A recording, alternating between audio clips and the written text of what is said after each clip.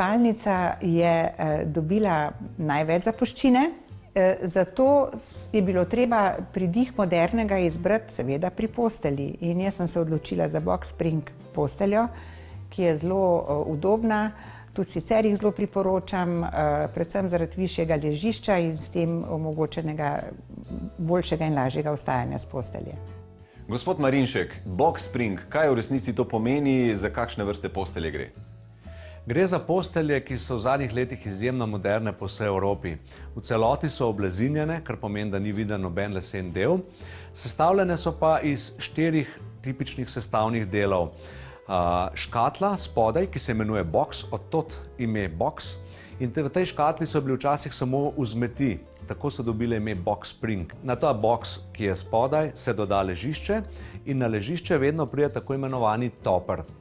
Zraven pa je vedno vključena tudi vzglavna stranica, ki je v isti barvi kot celotna postelja, se pravi tako box kot ležišče in stranica so v barvah oblazinjene v celoti, postilja pa se samo še zgornji del ležišča, imenovan tudi topper.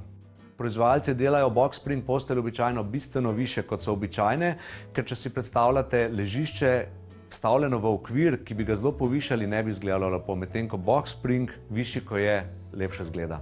Še ena dobra lastnost box spring postelj pa je ta, da so dovolj dvignjene od tal, da spodaj brez težav posesamo, oziroma da se sprehajajo robotski sesalniki in tako je skrb, da se bo spodaj nabiral prah odveč. Kaj pa, če se stvar umaže?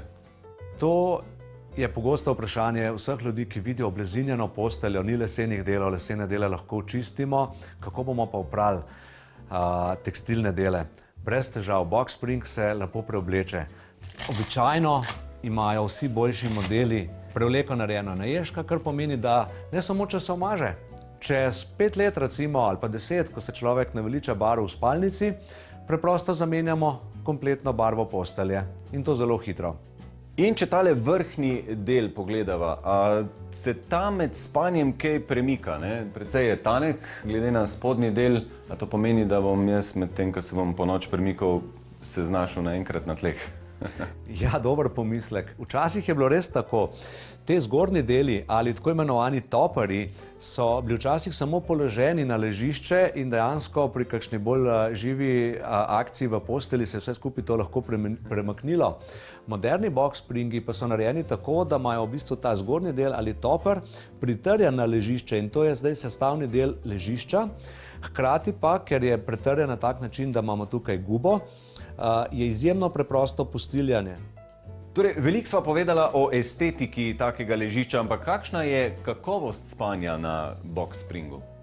Ja, poleg estetike ljudi res večinoma zanima kakovost spanja. V takšno ležišče oziroma takšno posteljo se da vgraditi dejansko kakršnokoli ležišče si kupec izbere. Lahko je notri vzmetnica, lahko je noter ležišče iz lateksa, iz pene, lahko je celo vodna postelja. Vsak od partnerjev ima lahko svoje ležišče, čeprav je to zgleda kot ena celovita postelja. Dejansko si vsak od partnerjev lahko izbere ležišče, ki njemu odgovarja, na katerem bo preživel 1/3 svojega življenja in če jo bo dobro prespal, bosta preostali 2/3 čudoviti. Ampak ali